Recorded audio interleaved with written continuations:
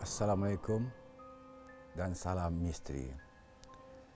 Kali itu kami akan memaparkan sebuah kisah misteri yang bertajuk Saka Penanggal Hasil Nukilan Mimi dari Ingkelili, tapi bukan nama sebenar. Dan kepada sesiapa yang ingin menghantar cerita anda, sila hantarkan email anda ke email yang tertera di bawah.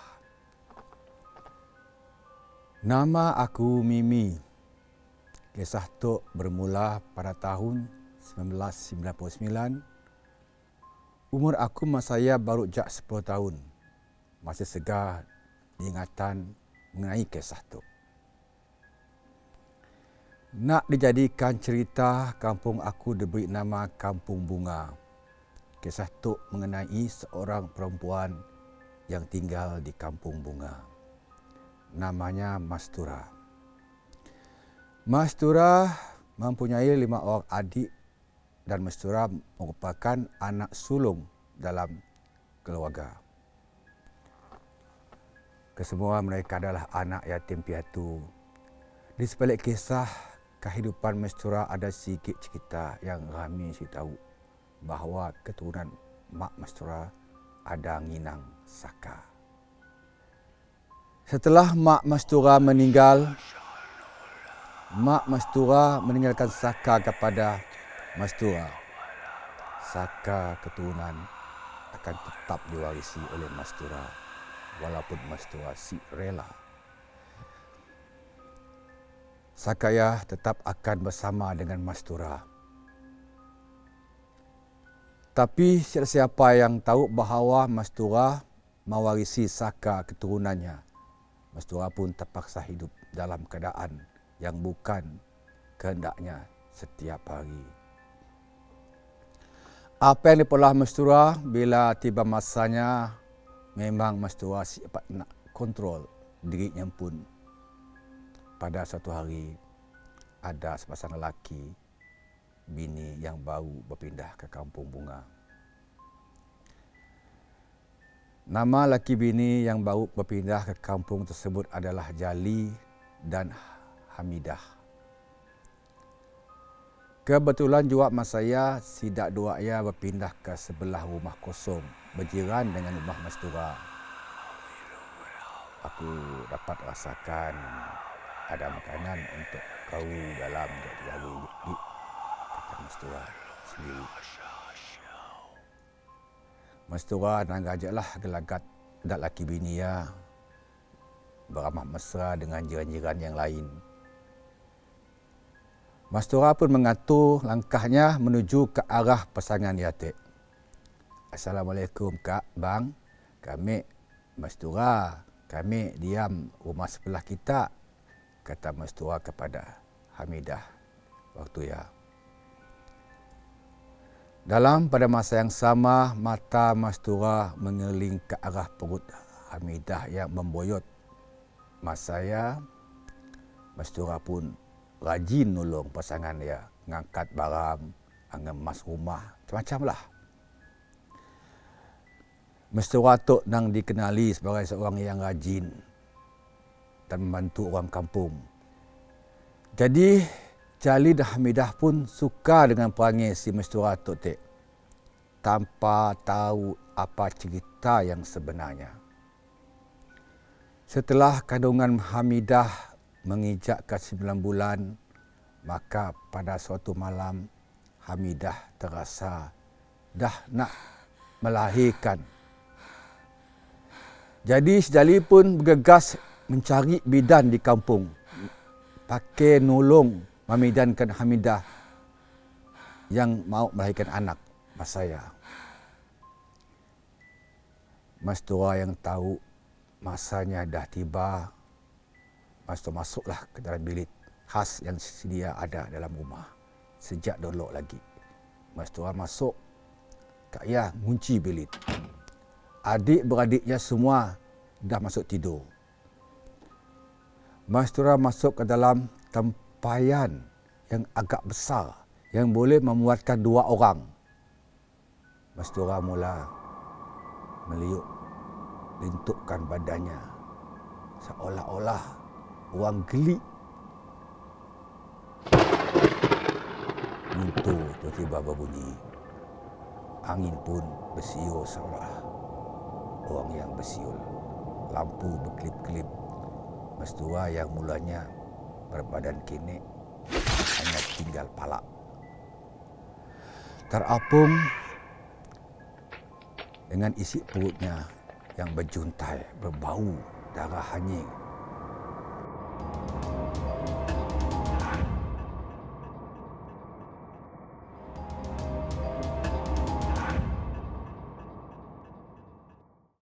Mastura masuk ke dalam tempayan yang agak besar yang boleh memuatkan 2 orang.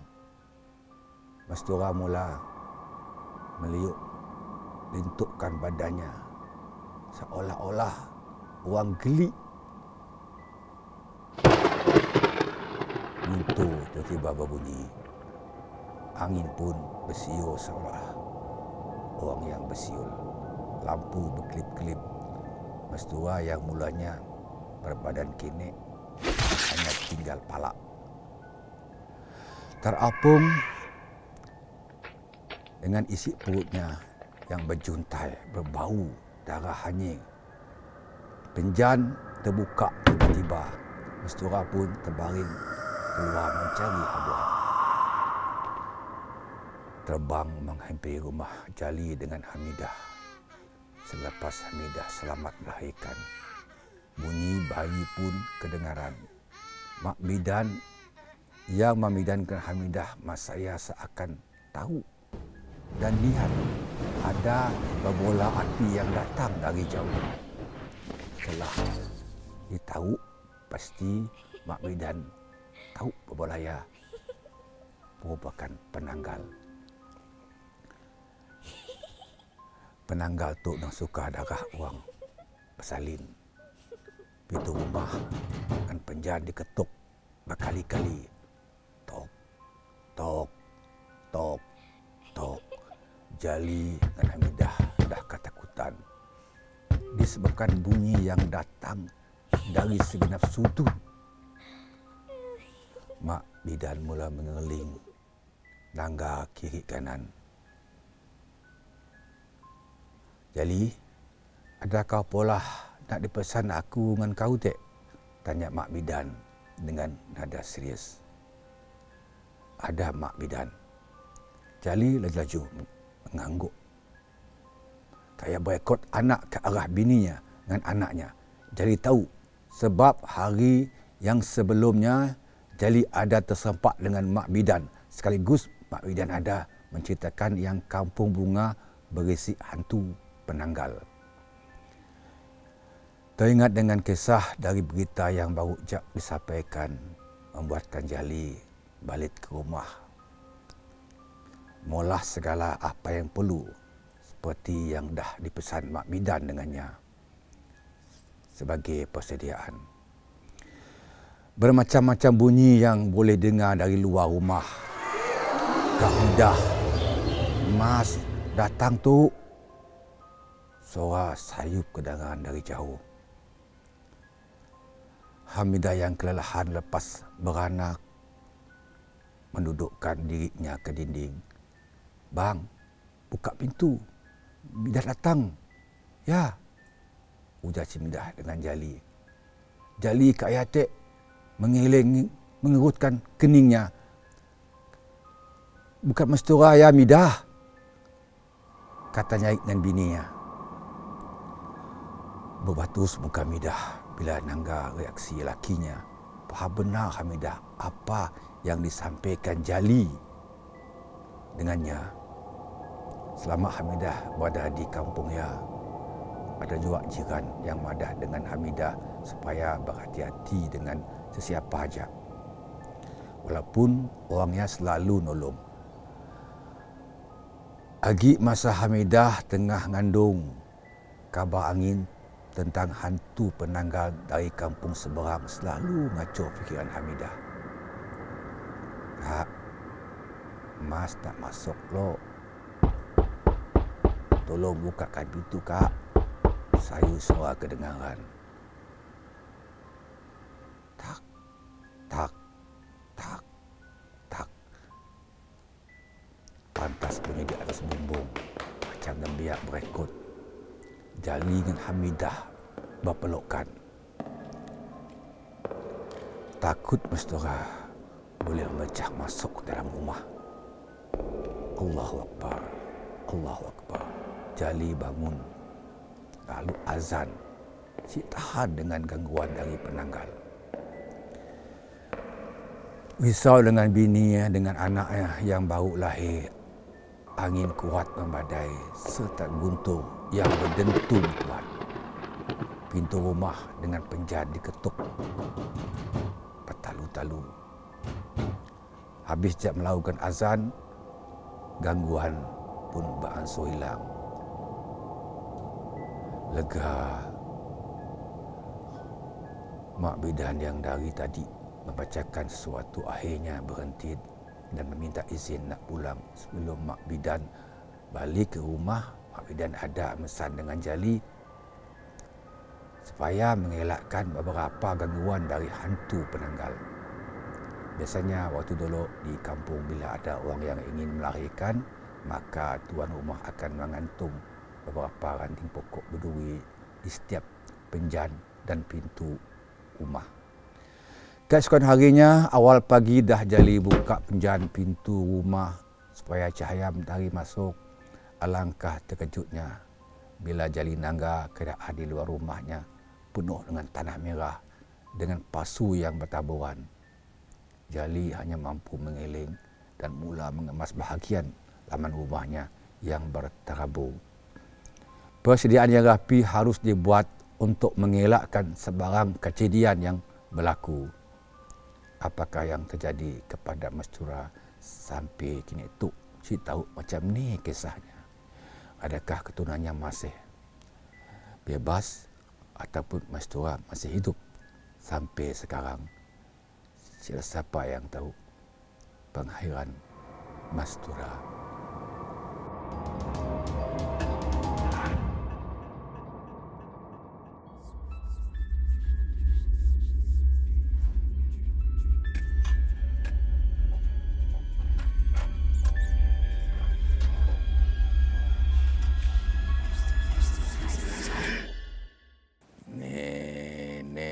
Nenek si bongkok tiga, siang mengantuk malam berjaga.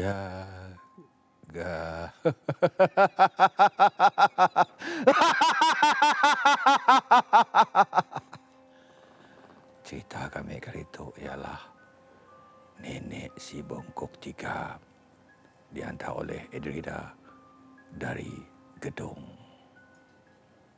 Assalamualaikum dan salam misteri. Kepada siapa yang nak hantar cerita kita orang, boleh hantar ke email yang tertera di bawah.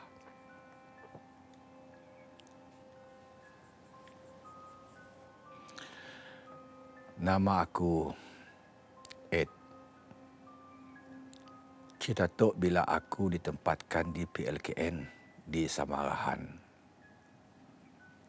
Pada suatu hari, aku demam. Bila aku demam, aku dah cerita kabeh nak pergi sini-sini. Selalunya, bila ada pelatih yang demam atau sakit, pelatih dibenarkan berehat di dalam bilik. Semua pelatih disuruh pergi menunaikan solat maghrib dan isyak di suruh. Jadi kini tu tinggallah aku seorang je dalam bilik. Lepas je aku solat maghrib, aku pun tertidur. Si terkabeh dah aku. Jadi hanyutlah aku dalam mimpi. Tapi dalam mimpi ya, sampai kini tu aku masih juga teringat. Dalam mimpi aku ya, aku dengan pelatih yang lain ada dalam suruh. Pada masa ya baru je habis ceramah. Masing-masing bersedia nak solat isyak. Tiba-tiba kami orang terdengar bunyi seorang pelatih perempuan nangis. Keadaan jadi riuh rendah. Salah seorang dari pelatih perempuan tiba-tiba aja pingsan. Jadi beberapa orang pelatih perempuan disuruh supaya ngurin pelatih yang pingsan tadi. Rupa-rupanya heat stroke. Bila semua pelatih tengah panik, aku nampak seakan ada bayang nenek tua berada dekat dengan pelatih nak pingsan ya tadi. Aku pun slow-slow jauhkan diri sebab nak ngelak dari nenek tua ya. Dekat ia atik, dia melompat macam ninja dari seorang pelatih lain ke pelatih lain. Dua orang pelatih terkukuk sambil nangis histeria. Nenek tua yang melompat tadi merenung tajam ke arah aku. Keadaan sekeliling masih jua riuh rendah disebabkan dua orang pelatih yang kena rasuk tadi. Makin aku berekod, makin laju nenek yang ngepung aku. Terkejut aku. Nenek ada pada di depan aku.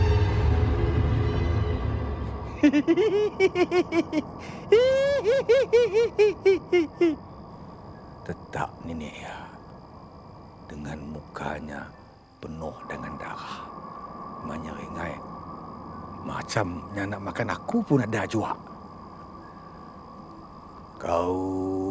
Aku mau dengan kau.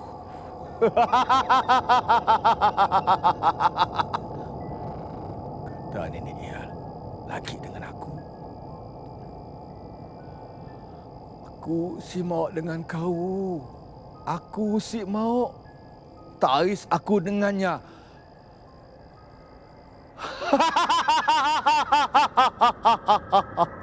Kata nenek lagi mengilai tetap. Ed.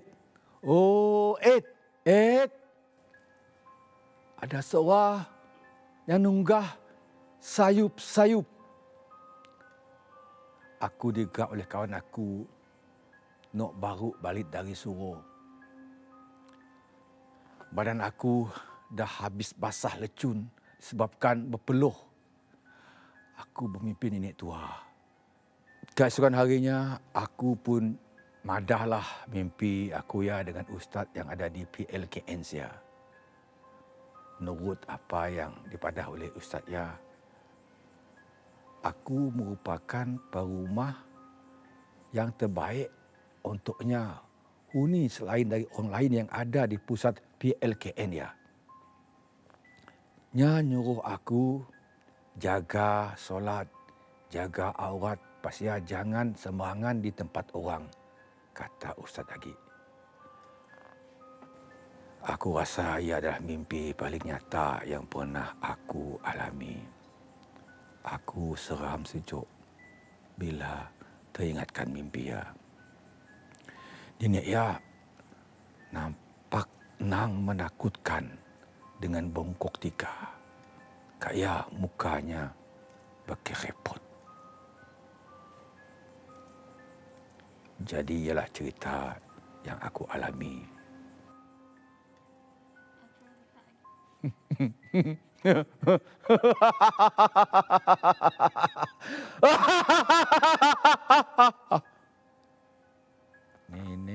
Nenek si bongkok tiga, siang mengatuk, malam berjaga.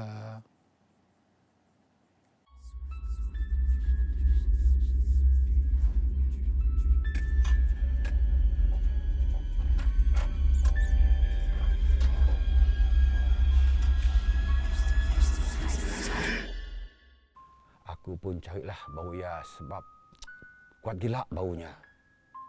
Cari, akhirnya aku jumpa di tepi katil Maisarah.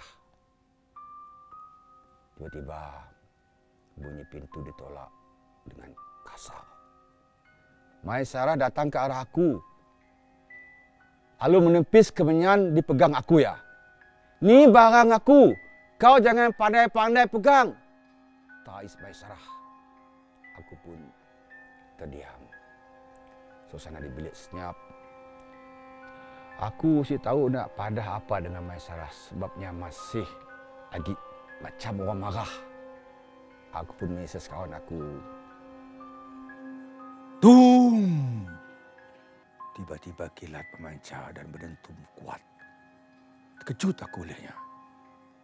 Apa yang aku fikirkan nak lukis sebiji apa yang aku lukis mas saya. Aku dah mula rasa takut dengan keadaan sekeliling yang sunyi sepi. Aku pun lalu kemaskan meja, lalu koyakkan kertas lukisan aku tadi. Tutup TV, apa sebenarnya lah. Bila aku toleh belakang nak masuk ke bilik, atau aku berdiri.